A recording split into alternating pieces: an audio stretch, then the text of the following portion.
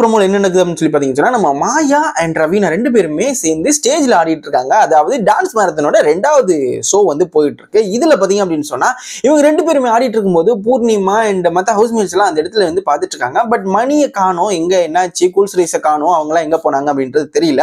But இருந்தாலும் இவங்க ஆடிட்டு இருக்கிறதுக்கு நம்ம பூர்ணிமா ஒரு கமெண்ட் சொல்றாங்க. அதாவது ரவீனா வந்து சூப்பரா பெர்ஃபார்மன்ஸ் பண்ணாங்க, நீங்க பண்ண பெர்ஃபார்மன்ஸ் வந்து உங்களுக்கு எவ்வளவுதான் ஸ்பேஸ் கொடுத்தாலும் நீங்க அந்த அளவுக்கு பெர்ஃபார்மன்ஸ் பண்ணல, என்ன பொறுத்த வரைக்கும் ரவீனா தான் சூப்பரா ஆடிட்டு இருக்காங்க அப்படின்ற மாதிரி சொன்னோன்னே மாயாவுக்கு செம்ம காண்டு.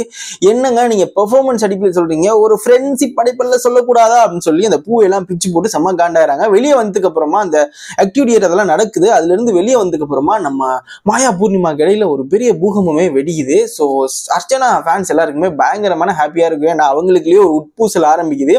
எஸ்டர்டேல இருந்து பாத்தீங்கன்னு சொன்னா கொஞ்சம் ப்ராப்ளம்ஸ் வந்துட்டே இருக்கு. எஸ்டர்டே வந்து அந்த காசு மேட்டர்ல ப்ராப்ளம் வந்துச்சு. இன்னைக்கு பாத்தீங்கன்னு சொன்னா டான்ஸ் பெர்ஃபார்மன்ஸ் மேட்டர்ல வந்து ப்ராப்ளம் வருது. ஸோ 2 பேருக்கு இடையில இருக்கிற கருத்து வேறுபாடு பாத்தீங்கன்னு சொன்னா கொஞ்சம் கொஞ்சமா வெளிவர ஆரம்பிக்குது. பொறுத்திருந்து பார்க்கலாம் என்ன நடக்குது அப்படின்னு சொல்லிட்டு. சூப்பரான வீடியோல மறுபடியும் சந்திக்கலாம். பாய்.